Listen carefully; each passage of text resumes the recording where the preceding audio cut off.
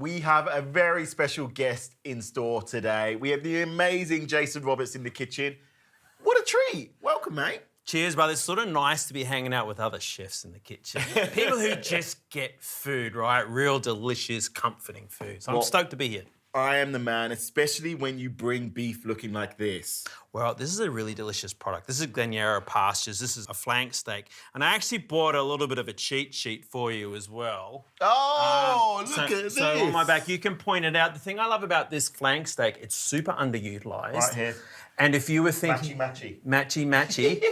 Well, people tend to go for things like sirloin and fillet and cube roll. We know how expensive they can be. Yeah. But flank steak is super underutilized, affordable, and something you could use for a dish like this. It's a great cut. It's a beefy cut. Like, it's one of those sort of chef secrets. It used to be called the butcher's cut, right? Yeah. Like, butchers used to keep it on the side for themselves. It's such an amazing piece of beef. I feel like I'm giving away a bit of a hidden secret by sharing this with people too.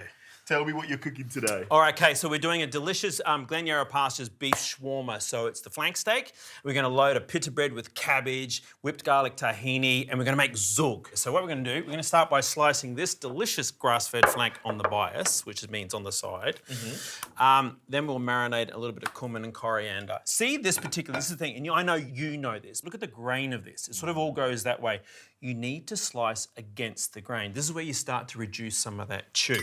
Because I'm right-handed. So is that why you slice against the grain for a cut like this? 100%. And this is probably why some people get a little bit anxious and nervous about using a flank steak, is because they don't quite understand it. If you were to cook this steak as a whole piece and then serve it whole without carving against the grain, it would be chewy. So we're just slicing on the bias. I'm going to continue slicing this nice and thin and then marinate it in coriander seed, cumin seed, and a good grind of pepper. I might get you onto the zhoug, which really is a hero in this dish as well.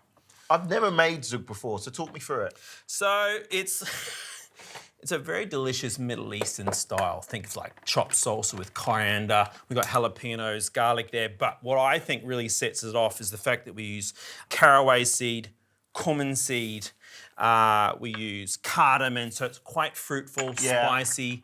So we'll chop all the larger ingredients first, and at the end we'll add the lemon juice, we'll add the chili flakes, and a good glug of extra virgin olive oil. Awesome. So I've got in there now the peppercorns, the caraway, the cumin, the garlic's going in. Yep. And the chili, yeah? I'm just going to roughly chop this. And then you just basically like a rough chop to begin with. Yeah, look, and I like jalapenos because I think they're a little bit more mild than some of the bird's eye chilies and the red chilies and the scarred chilies. If you didn't like chili or didn't like it too spicy, you could actually remove some of those seeds. Okay. I like it hot.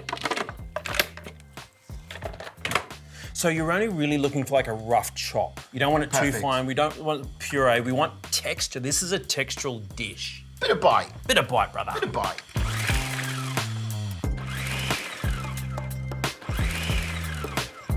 Okay, so now you can add the coriander and give it a good pulse. We still want quite a coarse texture. Stalk as well? Yeah, stalks as well. The only thing I'd remove is the roots because they're a little bit indigestible. Keep the roots though for another dish. Freeze them. Perfect fun. Oils, bro. Oils. To the beef, I'm gonna add the ground coriander, the ground cumin.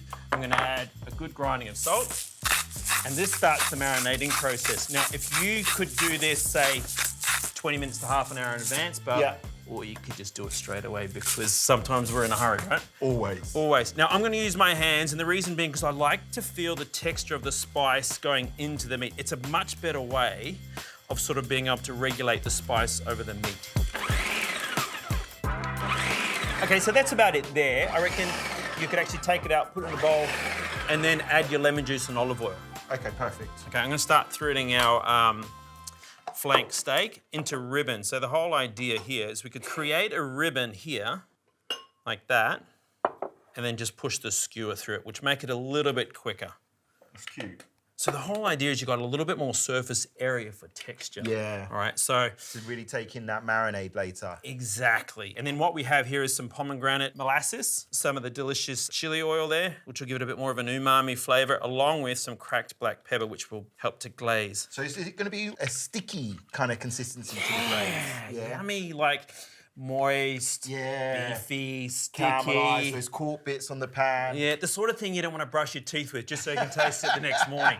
That sort of deal. I know the deal. Okay, so I'm gonna get you to finish this off with the lemon juice, olive oil, and chili. I'm gonna finish off these skewers, and then we're gonna knock out some whipped garlic tahini. That stuff is banging. Nice.